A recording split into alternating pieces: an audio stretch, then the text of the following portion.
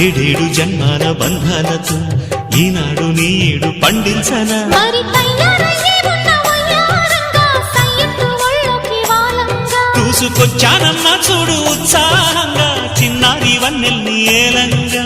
ప్రతిక్షణం పరవశం కలగగా